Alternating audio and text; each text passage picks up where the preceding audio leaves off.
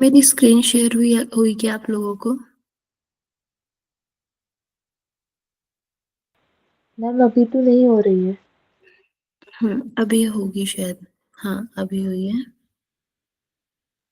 Yes ma'am.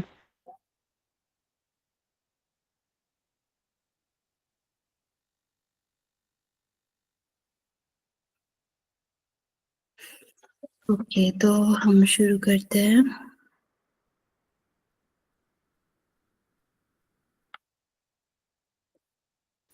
हम्म तो teaching aptitude हमारा paper 1 का फर्स्ट यूनिट है। सो और ये आपको हमेशा काम आएगा, है ना? आप टीचिंग में जब भी कभी भी कुछ भी करोगे, ये आपको हमेशा यूजफुल होगा आपके लिए। तो हम इसका थोड़ा सा इंट्रोडक्शन देख लेते हैं, क्या क्या हमने इसमें पढ़ना है। ठीक है, तो थोड़ा सा आप लोग को क्लियर हो जाएगा कि कैसे क्या क्या पढ़ना है और क्या क्या आएगा इसमें।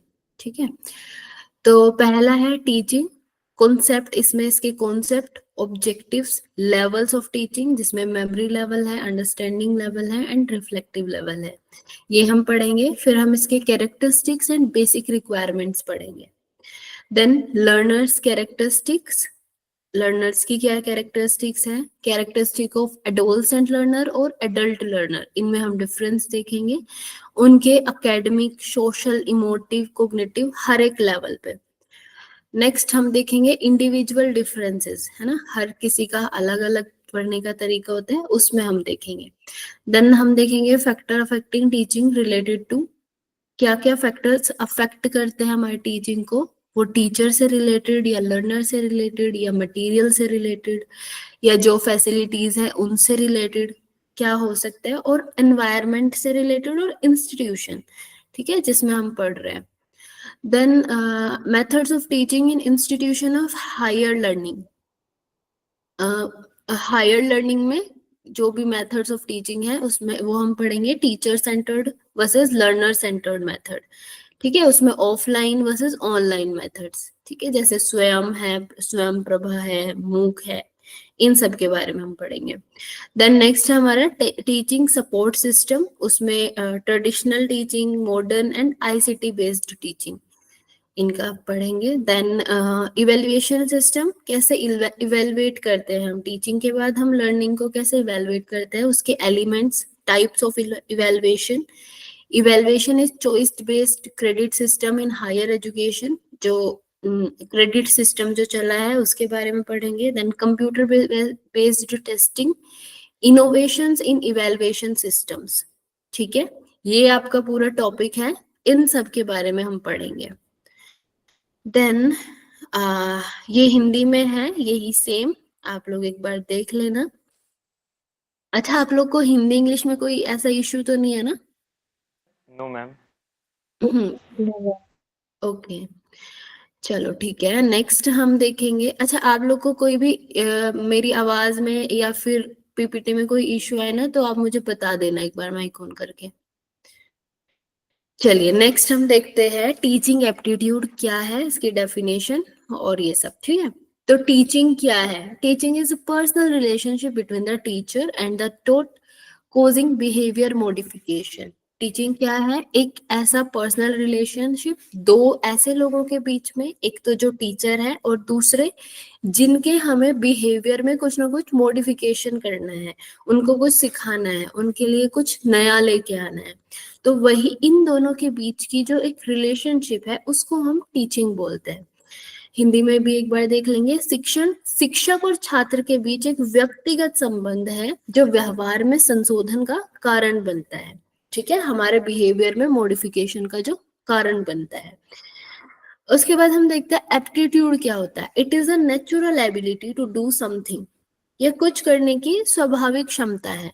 कुछ भी नया करने की या कुछ भी करने की एक स्वाभाविक क्षमता है जो भी। टीचिंग एप्टीट्यूड, अब हम पूरा देखेंगे। Teaching aptitude is the natural ability to teach. ठीक है, जैसे हम बोलते हैं ना कि इनका टीचिंग एप्टीट्यूड बहुत अच्छा है, इनका पढ़ाने का तरीका बहुत अच्छा है, तो वही है ये। शिक्षण अभिवृत्ति सिखाने की स्वाभाविक क्षमता है। हम किसी को भी कुछ सिखा रहे हैं, उसी की एक एबिलिटी, नेचुरल एबिलिटी ही टीचिंग एप्टीट्यूड है। देन हम देखते हैं कॉन्सेप्ट ऑफ टीचिंग और डेफिनेशंस। तो इसकी जो हम डेफिनेशंस देखेंगे, पहले एच.सी. मॉरिसन के अकॉर्डिंग, जैक्सन के अकॉर्डिंग। तो एच.सी. मॉरिसन क्या कह रहे हैं? Teaching is an intimate contact between the more mature personality and the less mature one.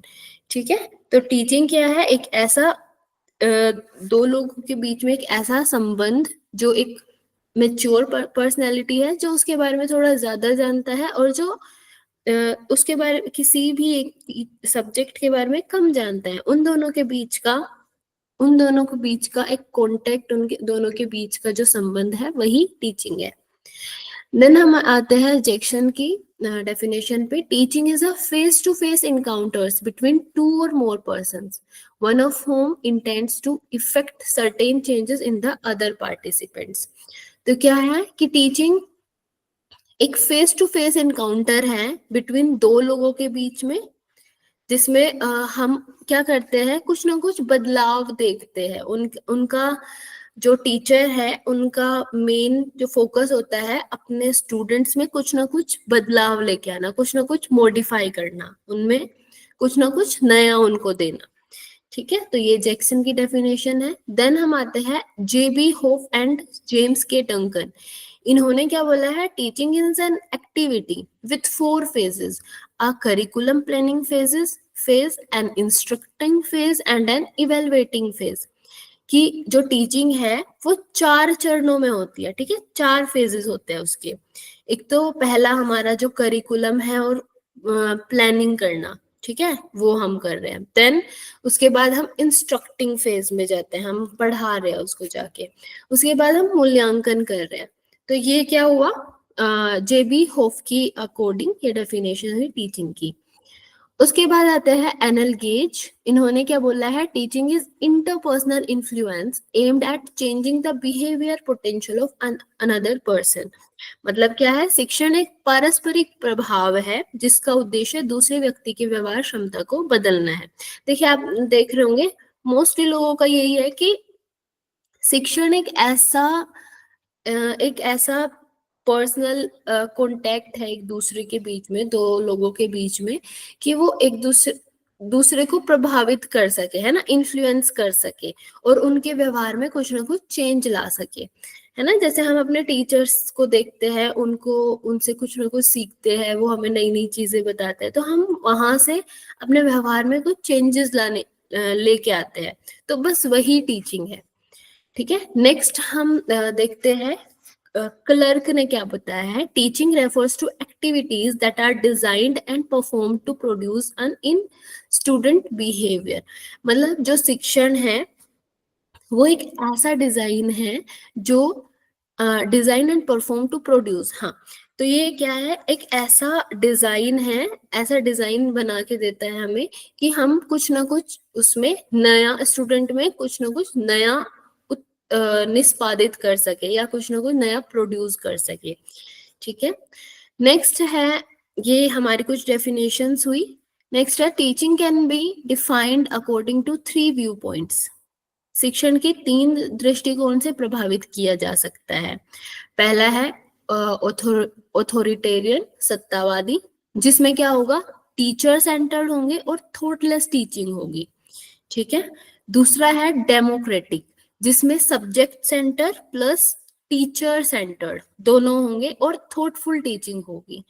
तीसरा है लिसेस फेयर, इसमें क्या है? स्टूडेंट सेंटर्ड होगा और हाईली थॉटफुल एक्टिविटी होगी।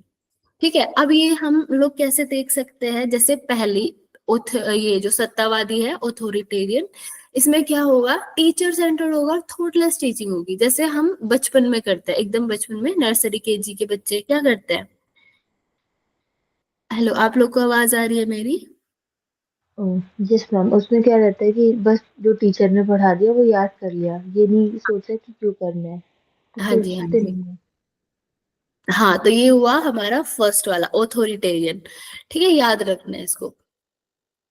देन उसके बाद है डेमोक्रेटिक। ये हम थोड़ा सा और बड़े होते हैं तब आता है, मतलब उस टाइम हमें स्टूडेंट से भी पूछा जाता है कि आप लोग को समझ आया नहीं आया, है ना, और टीचर्स को भी, टीचर्स भी अपनी तरीके से हमें समझाते हैं, है ना, दोनों का एक बैलेंस में चलता है ये।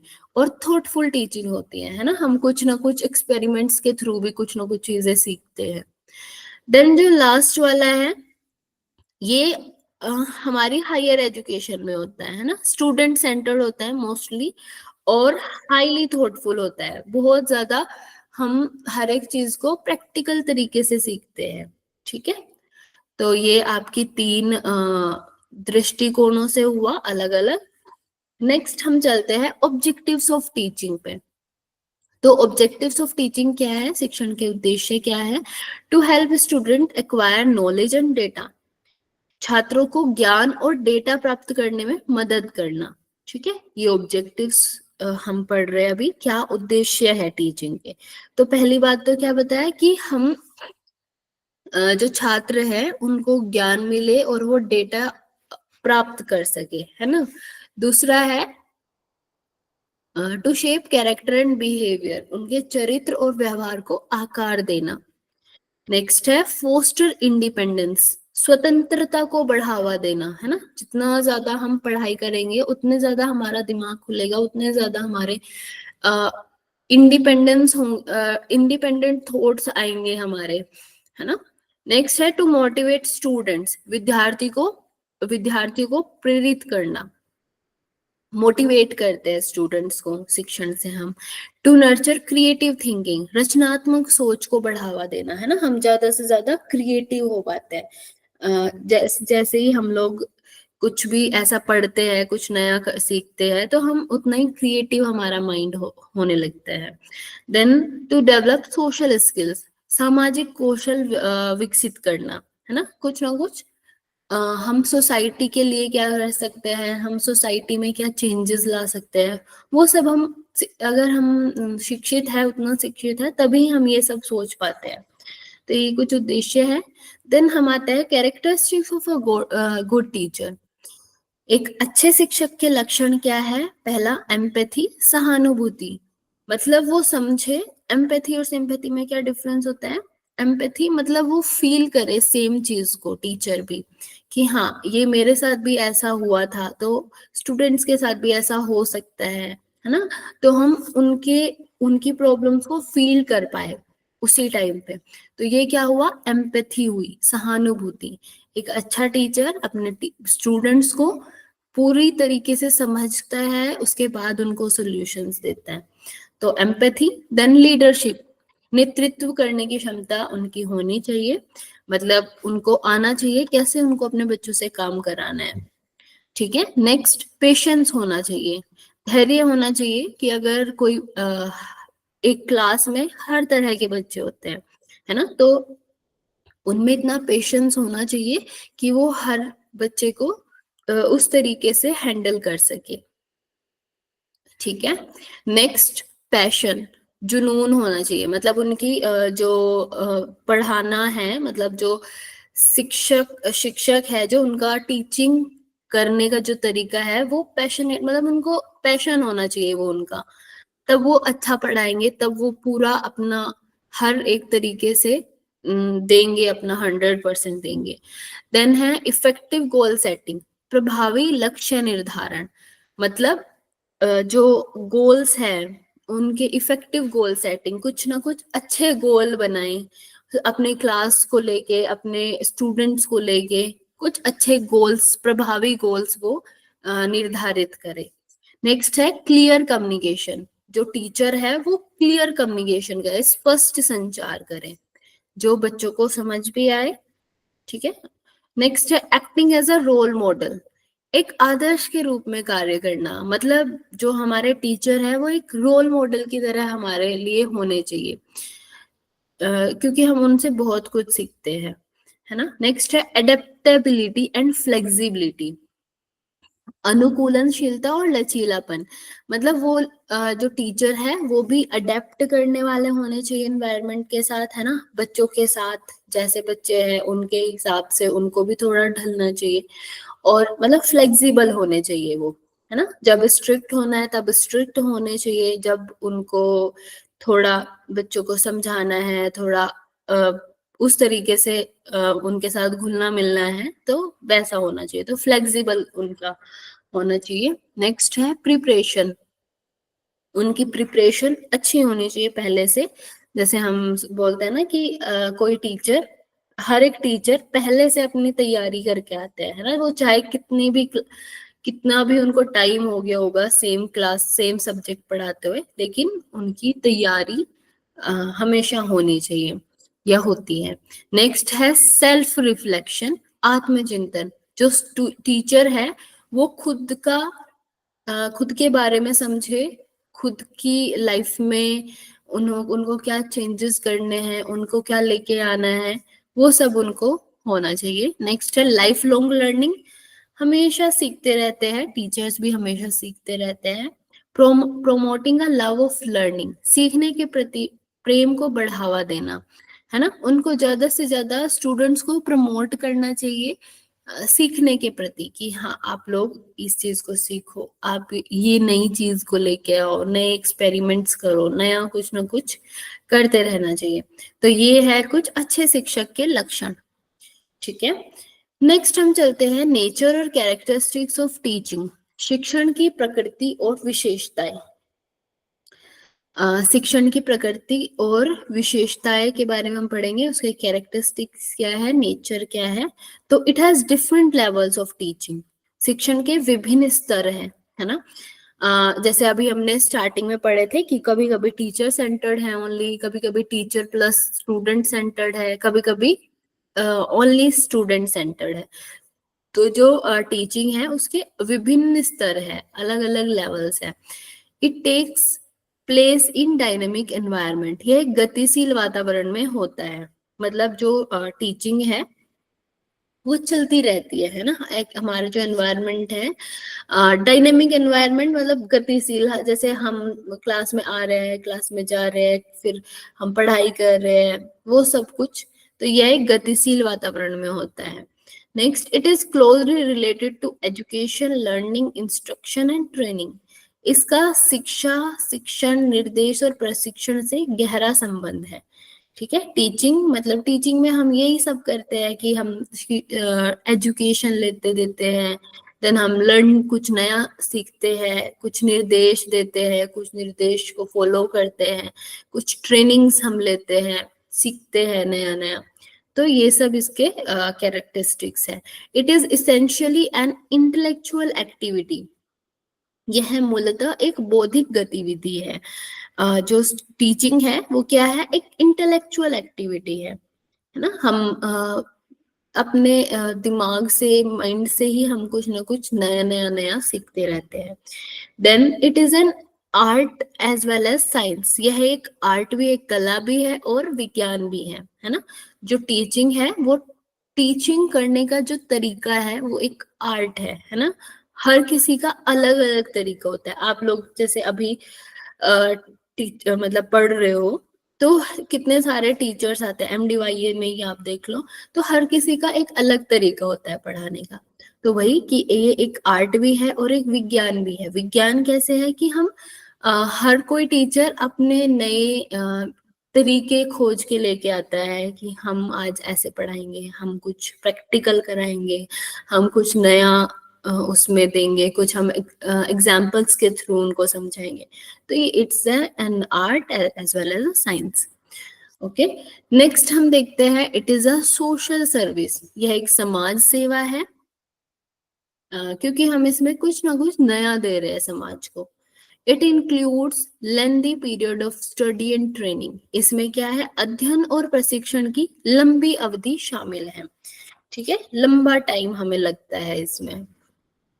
जो स्टडी एंड ट्रेनिंग जो हम सब कुछ करते हैं, एक लंबा टाइम लगता है। कितना टाइम तो लगता है, हम बचपन से पढ़ रहे हैं, नर्सरी, केजी, उसके बाद first, second, third, 10th, 12th, then bachelors, masters, PhD, कितना लंबा टाइम है ये।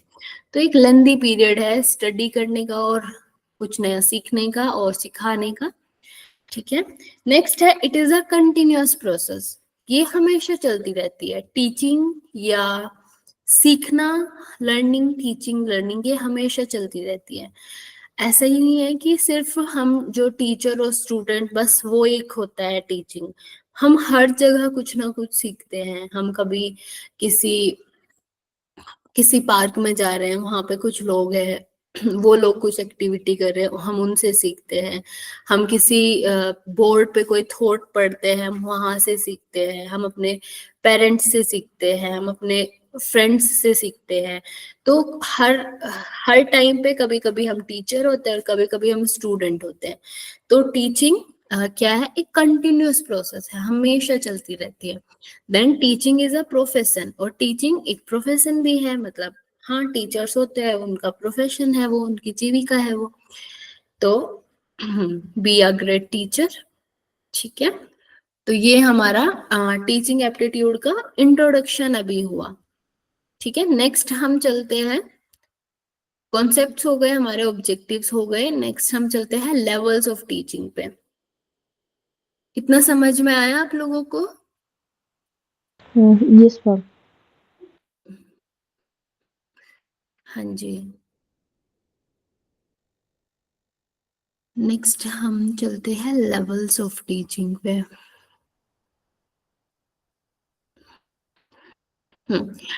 तो लेवल्स ऑफ टीचिंग में क्या है, शिक्षण के स्तर होते हैं। तो फर्स्ट है memory level, then understanding level और रिफ्लेक्टिव लेवल। तो लेवल्स ऑफ टीचिंग में जो मेमोरी लेवल है वो टीचर सेंट्रिक होगा, ठीक है। अंडरस्टैंडिंग लेवल सब्जेक्ट सेंट्रिक होगा और रिफ्लेक्टिंग लेवल स्टूडेंट सेंट्रिक होगा, ठीक है। इसको बस आप लोग उसी तरीके से याद रखो कि जैसे हम बिल्कुल छोटे हैं, pre nursery, KG, first, second, third, fourth, fifth तक, है ना। तो ये होता है हमारा मेमोरी लेवल। उस टाइम हमारा टीचर सेंट्रिक हमारा सब कुछ चलता है। देन उसके बाद हमारा होता है अंडरस्टैंडिंग लेवल, जिसमें स्टूडेंट सेंट्रिक होता है। देन उसके बाद है हमारा रिफ्लेक्टिंग लेवल, सॉरी, ये सब्जेक्ट सेंट्रिक और ये स्टूडेंट सेंट्रिक होता है, ठीक है। ये हमारा जो क्लासेस है, जो 8th 9th 10th 11th 12th है ना, इसमें जो चलता है। देन रिफ्लेक्टिंग लेवल जो उसके बाद से हमारे बैचलर्स के टाइम, मास्टर्स के टाइम में चलते हैं। तो मेमोरी लेवल जो है, स्मृति स्तर, इसमें क्या है, Herbert is a main proponent of this level, ठीक है। ये याद रखना है आपको, वर्ड हर्बर्ट है ना, इन्होंने ये दिया था, आ जाता है काफी बार ये। हर्बर्ट इस स्तर के प्रमुख प्रस्तावक हैं, इन्होंने ये दिया।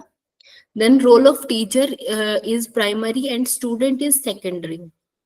इसमें क्या है, शिक्षक की भूमिका प्राथमिक होती है, विद्यार्थी की भूमिका गौण होती है, उनकी नेक्स्ट सेकेंडरी होती है। Next, teaching at this level is considered to be the lowest level.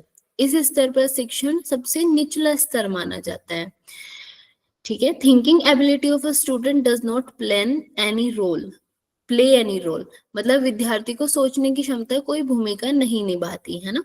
Students क्या सोचते हैं उस सब से कोई फर्क नहीं पड़ता इसमें, हमें बस वो याद रखना होता है ना, मेमोरी में बिठाना होता है। Next, student only cram the facts, formulas, information and laws that are taught to them। छात्र केवल उन्हीं तथ्यों, सूत्रों, सूचनाओं और कानूनों को रटते हैं जो उन्हें पढ़ाए जाते हैं, है ना। जैसे हमें ABCD पढ़ाया जाता है उस टाइम पे, वो क ख ग ये सब पढ़ाया जाता है। तो ये हम सिर्फ रटते हैं उनको, उसका हमें नहीं पता होता ये हमें कब काम आएंगे, क्या करेंगे हम इनसे। उसके बाद है study material is pre planned and organised. जो सारा अध्ययन सामग्री है वो पहले से प्लान्ड होती है, ऑर्गेनाइज्ड होती है, व्यवस्थित होती है। उसके बाद आता है टीचिंग इक्विपमेंट्स। इस टाइम पे हमें क्या क्या शिक्षण उपकरण क्या क्या होते हैं, क्या क्या चाहिए होते हैं। तो कुछ visual, audio visual aids, models, charts, pictures, TV, radio etcetera, है ना। ये मतलब आज के टाइम के इक्विपमेंट्स हैं, है ना। या अब आज के टाइम में हम जैसे छोटे बच्चों को कोई पोएम भी सिखानी होती है, तो कोई ऑडियो ऑडियो विजुअल एड्स हम यूज करते हैं ना, जो वो स्क्रीन पे हम कुछ सब कुछ वो चला देते हैं और बच्चे सीखते रहते हैं, वो बच्चे सीखते भी उससे बहुत अच्छे से है और जल्दी से। और कुछ हम मॉडल्स यूज करते हैं, जैसे आपने देखे होंगे ना कुछ जैसे जानवरों की कोई बड़ा सा चार्ट, उसमें सबके नाम लिखे हुए हैं और उनको बस हमें ऐसे बताना होता है उनको, बच्चों को, कि ये लायन है, ये टाइगर है, इस तरीके से। और हम पिक्चर्स के थ्रू, चार्ट्स के थ्रू, टीवी के थ्रू, रेडियो के थ्रू, इस तरीके से हम सीखते हैं। इवेल्युएशन सिस्टम क्या चलता है इसमें? The evaluation system mainly include oral, written and ऐसे टाइप एग्जामिनेशन, है ना। आपने सुना होगा ना छोटे बच्चों का कि ओरल, आज इनका ओरल एग्जाम है, आज रिटन एग्जाम है। तो ये ओरल रिटन हर इन दोनों तरीके से इनके एग्जाम्स होते हैं या इवेल्युएशन इनका होता है। नेक्स्ट है हमारा अंडरस्टैंडिंग लेवल, बोध स्तर। इसमें क्या है? Morrison is the proponent of this level. Morrison ने ये दिया है, पहले वाला दिया था हर्बर्ट ने, देन सेकंड वाला दिया है मॉरिसन ने। इनको आप थोड़ा सा याद रखना। then the teaching at the understanding level is of a higher quality। जो टीचिंग है अंडरस्टैंडिंग, इसमें क्या होता है? हायर क्वालिटी की होती है ना। हम अंडरस्टैंड करके उसके बाद हम आगे बढ़ते हैं, है ना। जैसे हम थोड़ा थोड़ा सा आप 9th-10th तक आ जाओ, तो इसमें क्या होता है? हम चीजों को समझते हैं। हाँ, जैसे हमारी बुक्स में भी कुछ एक्सपेरिमेंट्स दिए होते हैं कि इनको आप करो, है ना। जैसे हम 9th-10th में थे तब ऐसा होता था। तो मतलब हम उसको चीज को समझते हैं और उसके बाद हम आगे बढ़ते हैं। It focus on mastery of the subject. इस किसी भी एक सब्जेक्ट में या किसी भी सब्जेक्ट्स में हम मास्टरी कर लेते हैं इस टाइम पे, है ना। जैसे हमारा किसी का केमिस्ट्री अच्छा है, किसी का मैथ्स अच्छा है, तो हम बहुत अच्छे से उसको पढ़ते हैं और हमारी जो टीचिंग है, जो हमारा अंडरस्टैंडिंग लेवल है, वो हाई क्वालिटी का होता है। Then at this level, the teacher explain the student about the relationship between facts and principles and teaches them how they can apply this principle। तो इसमें क्या होता है? इस लेवल पे जो टीचर है वो एक्सप्लेन करता है स्टूडेंट्स को इन किन्हीं भी दो चीजों के बारे में या किन्हीं भी चीजों के बारे में, कुछ फैक्ट्स, कुछ प्रिंसिपल्स, और उनको बोलते हैं अप्लाई करो इन प्रिंसिपल्स को, है ना। ये प्रिंसिपल्स अप्लाई कहाँ पे हो रहे हैं, आप लोग ये देखो, ठीक है। तो ये सब हमारा अंडरस्टैंडिंग लेवल के टाइम पे होता है। अब इसमें भी जो टीचिंग इक्विपमेंट्स हैं वो visual, audio visual aids, models, charts, pictures, TV, radio etcetera, ये सब इसमें भी होते हैं।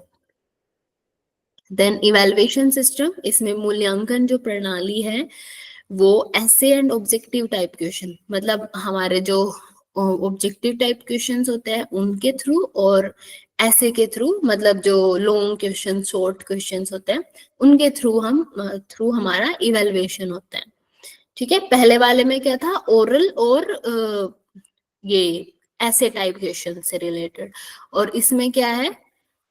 इवैल्यूएशन बोथ ऐसे और ऑब्जेक्टिव टाइप क्वेश्चन से। नेक्स्ट आता है हमारा रिफ्लेक्टिव लेवल। रिफ्लेक्टिव लेवल, चिंतन स्तर।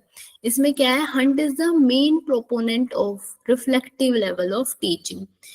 ये किसने दिया है? हंट ने ये दिया है, ठीक है। Reflective level, it is the highest level of teaching and include both यूएलटी and MLT. इसमें क्या है? ये हायर लेवल ऑफ टीचिंग होता है। एक सेकेंड।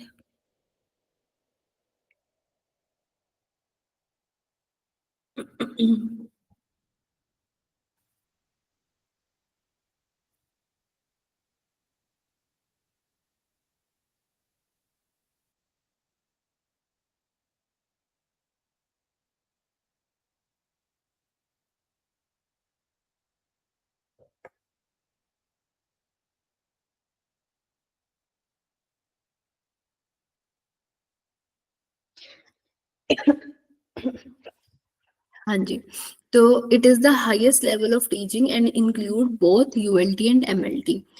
मतलब इसमें क्या है? हमारी दोनों तरीके की जो एमएलटी और यूएलटी है मीन्स अंडरस्टैंडिंग लेवल और मेमोरी लेवल, ये दोनों इसमें इंक्लूड होते हैं। मतलब जब हम पहले मेमोरी लेवल में हम सीखेंगे, कुछ चीजों को रटेंगे, उसके बाद हम कुछ चीजों को अंडरस्टैंड करेंगे, तभी हम उस लेवल पे पहुंच पाएंगे, उस हाईएस्ट लेवल पे पहुंच पाएंगे कि हमारे अंदर इतनी क्षमता होगी कि हम अपने आप से भी कुछ नया क्रिएट कर सके। ठीक है, तो ये होता है रिफ्लेक्टिव लेवल।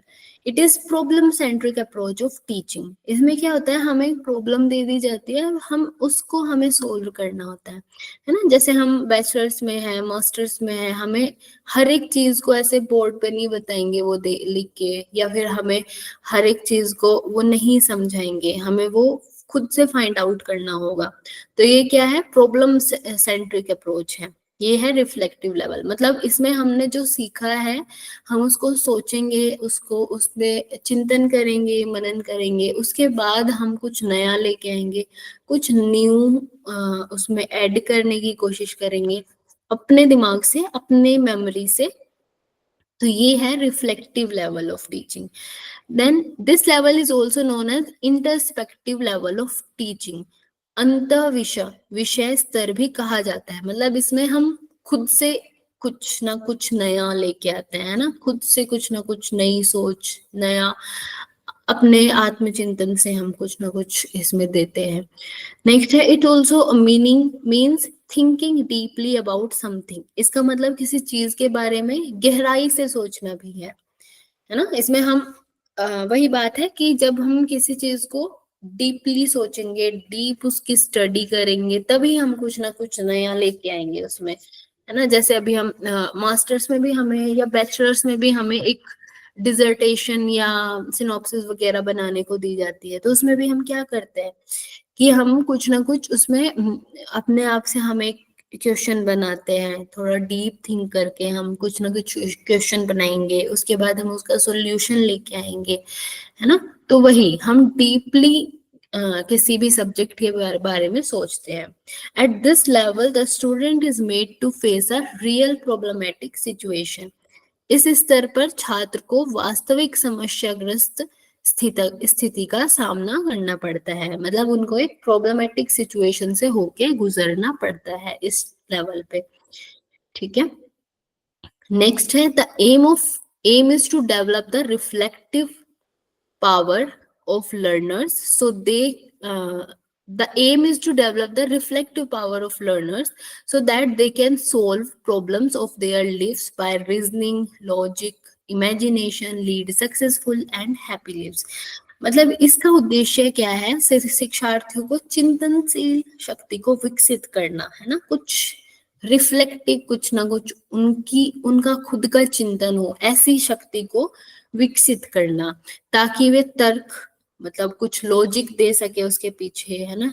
जैसे हम रीजनिंग पढ़ते हैं, हम उसमें कुछ ना कुछ लॉजिक ढूंढते हैं, कुछ लॉजिक दे सके हम, उनकी इमेजिनेशन, उनका कुछ ना कुछ कल्पना करके तभी हम नया कुछ लेके आते हैं, अपने जीवन की समस्याओं को हल कर सके और सफल और खुशहाल जीवन जी सके। ठीक है, तो इसका एम ये है कि हम कुछ ना कुछ तर्क कुशल हो सके किसी भी उस एक पॉइंट में, एक सब्जेक्ट में, एक जिस पे भी आप फोकस कर रहे हो उसी चीज में। नेक्स्ट है इवेल्युएशन सिस्टम के मूल्यांकन कैसे होता है। तो मूल्यांकन के लिए निबंध प्रकार की परीक्षा का उपयोग किया जाता है। दृष्टिकोण, विश्वास और भागीदार का भी मूल्यांकन किया जाता है।